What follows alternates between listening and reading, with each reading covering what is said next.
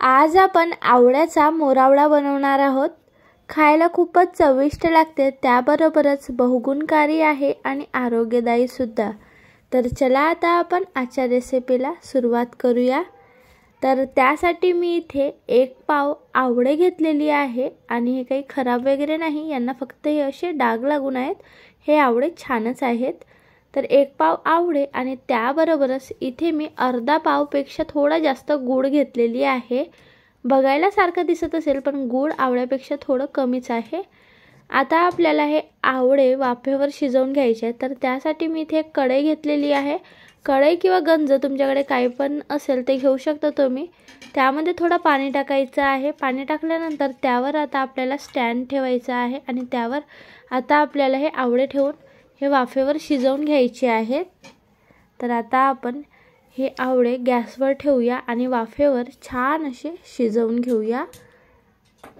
Medium गॅसवर आता आपल्याला हे आवळे छान असे वाफेवर शिजवून घ्यायचे आहेत। बघू शकता तुम्ही या प्रकारे।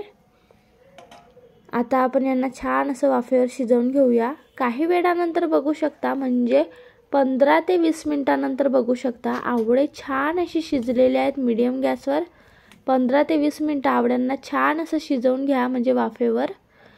आता बघू शकता हे आवळे छान शिजलेले आहेत। आता आपण यांना अलग काढून ठेवूया।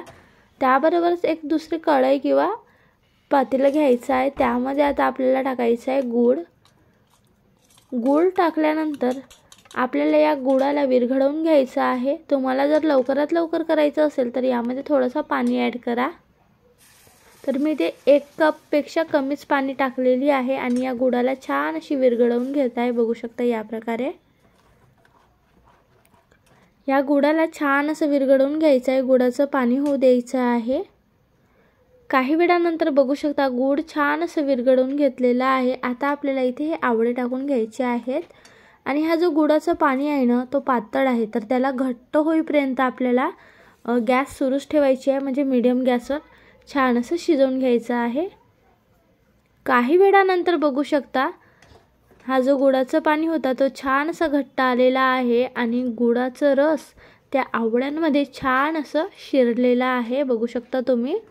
आता आपण हे एका प्लेटमध्ये काढून घेऊया, म्हणजे आता आवळ्याचा मोरावळा तयार झालेला आहे। गॅस बंद करून घेऊया। यामध्ये ना तुम्ही कलमी, लवंग वगैरे टाकू शकता। मला त्यांचा फ्लेवर फारसा आवडत नाही म्हणून मी ते टाकलेली नाही आहे।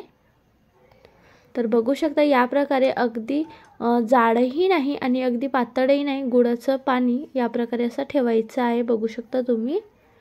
आता छान असा मोरावळा तयार झालेला आहे। तुम्ही याला स्टोअर करून ठेवू शकता।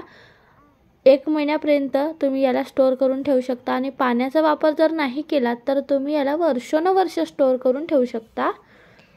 तर तुम्हाला हा व्हिडिओ कसा वाटला ते नक्की सांगा आणि जर हा व्हिडिओ तुम्हाला आवडला असेल तर व्हिडिओला लाईक, शेअर, कमेंट आणि चॅनलला सबस्क्राईब करायला विसरू नका। धन्यवाद।